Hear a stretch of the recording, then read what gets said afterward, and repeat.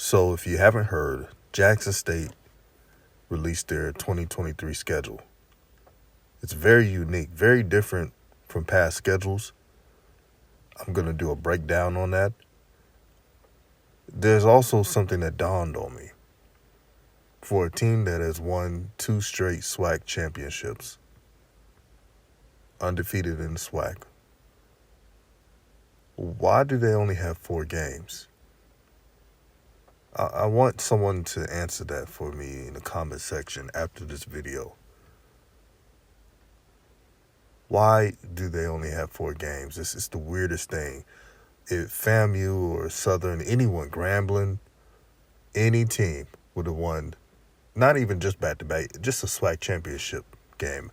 I truly believe every winner should have the most home games, especially if they're selling out home games. And I'll chime in.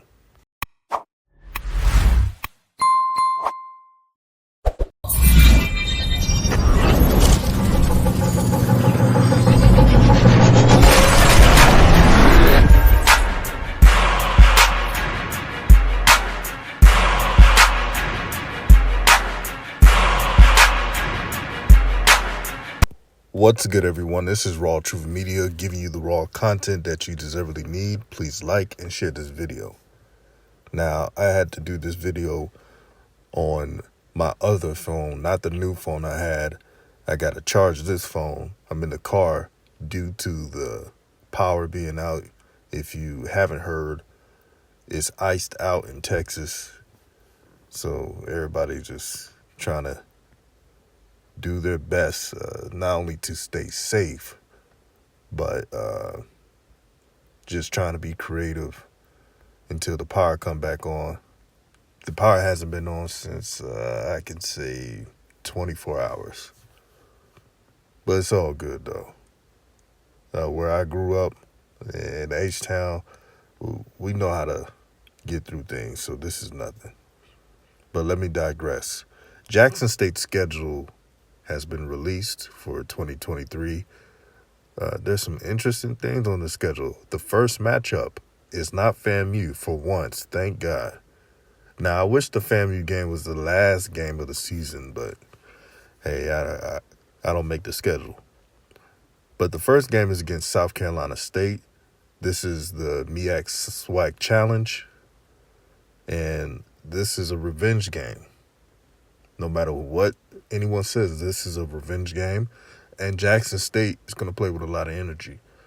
For South Carolina State, they need to figure out who's going to be their quarterback. Their defense is good. They're stout. That's great. But Buddy Pugh has a good unit there. But I've always stated that South Carolina State is a quarterback away from figuring things out. The second game is the Orange Blossom Classic. Instead of being the first game, it's going to be the second game. This year's FAMU team is going to be the most talented in years. Just looking at the roster, now people are going to say, well, FAMU didn't have the number 1 FCS class. They're one of those luxury teams. Now, you're saying, what does that mean? They're one of the teams where just by them having a top 10 class is good enough because they have a lot of players coming back, and they have their quarterback, a graduate senior in Jeremy Musa, that's going to lead the charge. This game is very important. It always comes down to FAMU and Jackson State. It's not really a historical rival, but if both teams keep this pace up, this may be a new rivalry. Who never knows? Now, the next game, September 9th, is a real rivalry in Southern, and it's going to be at Baton Rouge. I may need to go to that game. Now, I got some family in Marksville, Louisiana, not too far from Baton Rouge, so I may think about going to that game. Let me know if I need to go to the Southern game. But a lot of games that Jackson State will be playing, these matchups are good teams. South Carolina State will be better. FAMU, the best team they'll have in years. Not even Deion's team played a FAMU team this good. So this is This is what the new Jackson State team will be dealing with, but this is great competition. And it's funny, now with the new TC Taylor era, Jackson State has a competitive starting out schedule, and I love it. But back to Southern, we all know that Southern has a lot of good athletes. The quarterback position has to be rectified. It's the same with South Carolina State. The only difference is Southern has more offensive weapons than South Carolina State. They just need a signal caller to help organize things. The good thing about the SWAC, you don't have to be like Shadir Sanders, who put up a lot of records. Jeremy Musa won a lot of games for FAMU just by being smart, being a strong-built quarterback that can make the right reads. That's all Southern needs to be really, really good. Next, September 16th, Texas State game. Now, this is a game I will be going to because San Marcos is, 45 minutes from where I'm at. Texas State is going to run the air raid offense, and the coach from UIW is an offensive mastermind. He has went into the transfer portal and recruited really well in high school. A difference from last season. Last season, Texas State had a rift with the Texas High School Association because they weren't recruiting high school players from Texas. They were just always going to the portal. They was pretty much doing what Alabama A&M was doing, and that coach was fired, as we all know. This is public knowledge. The new coach right now, G.J. Kinney, now, he's that dude. Now, when he was at UIW, they did choke against North Dakota State.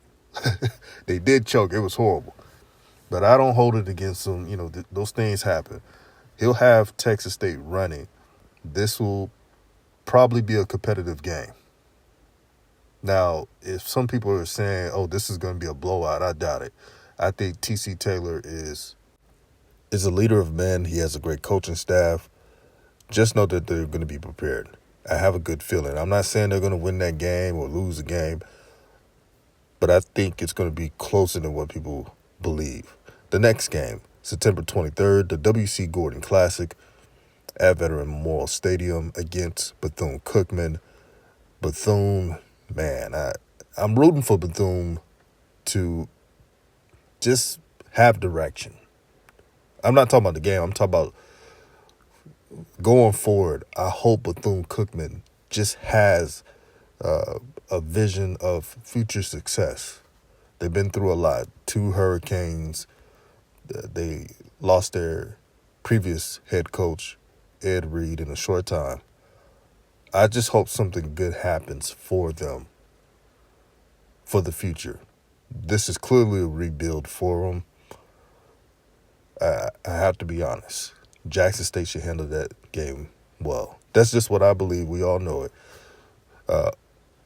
October 7th, Gulf Coast Challenge against Alabama A&M.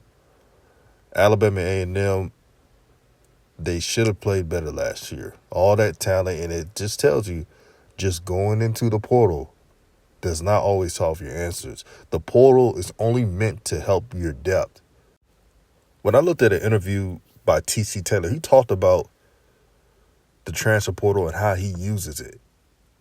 He said that he only uses the transfer portal on needs, on certain areas, because you don't want to overdo it and ruin team chemistry, and that's how players lead to the transfer portal, the ones that stayed in your program longer than anyone.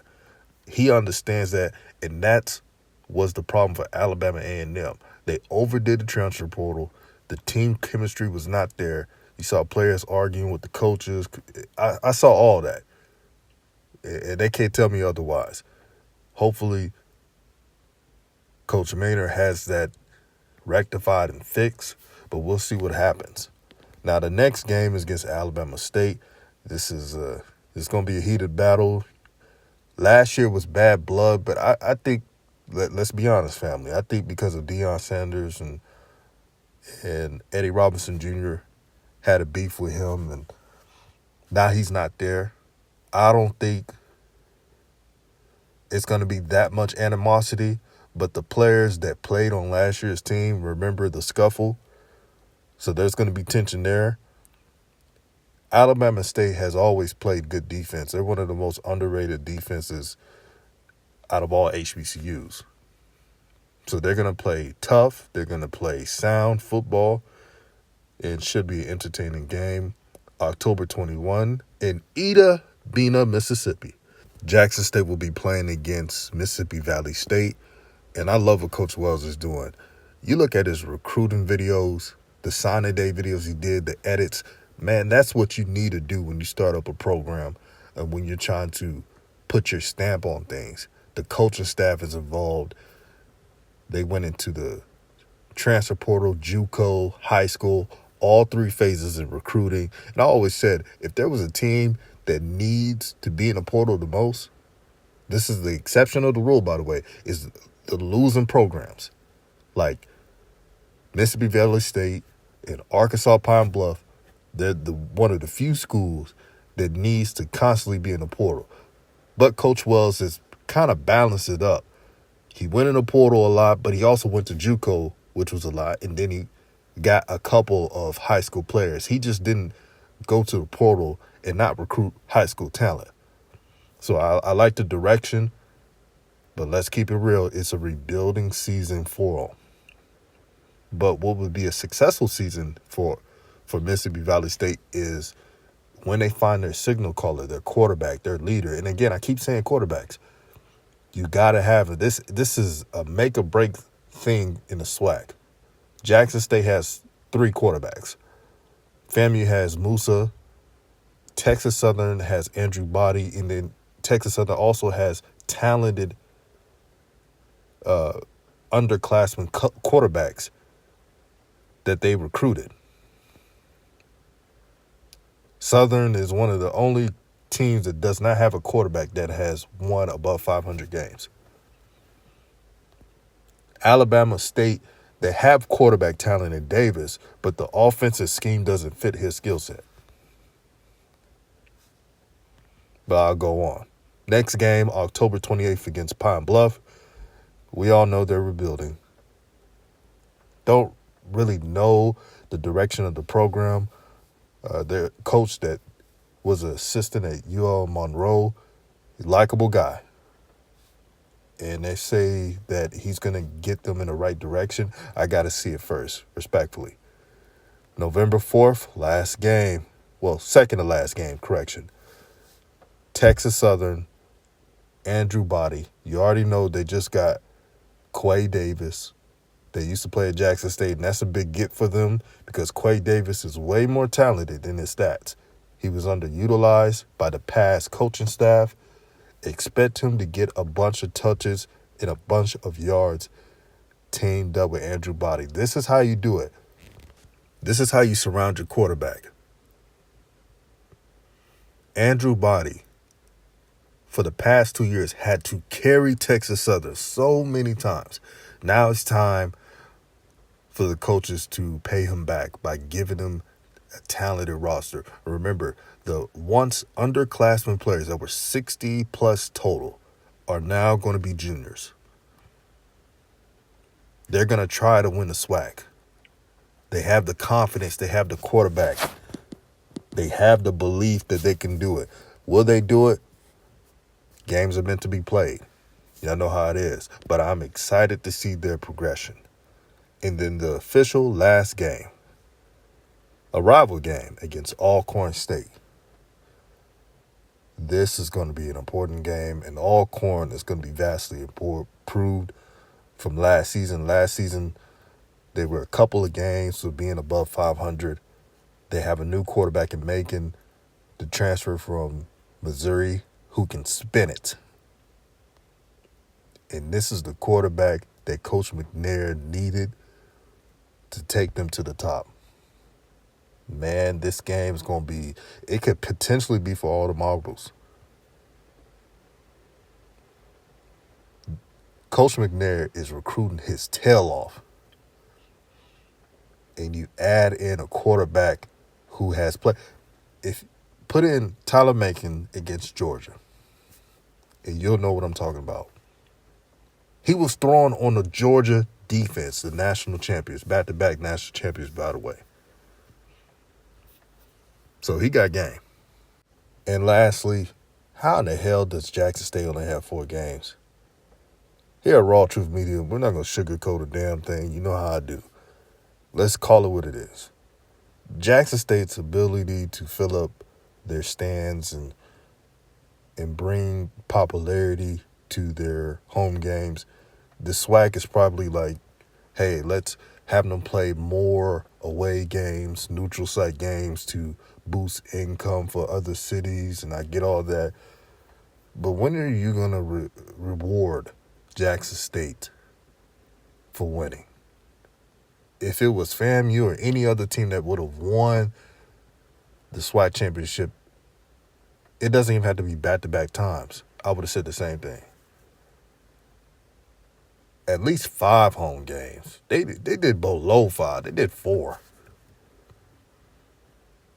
Man, that just doesn't make sense to me.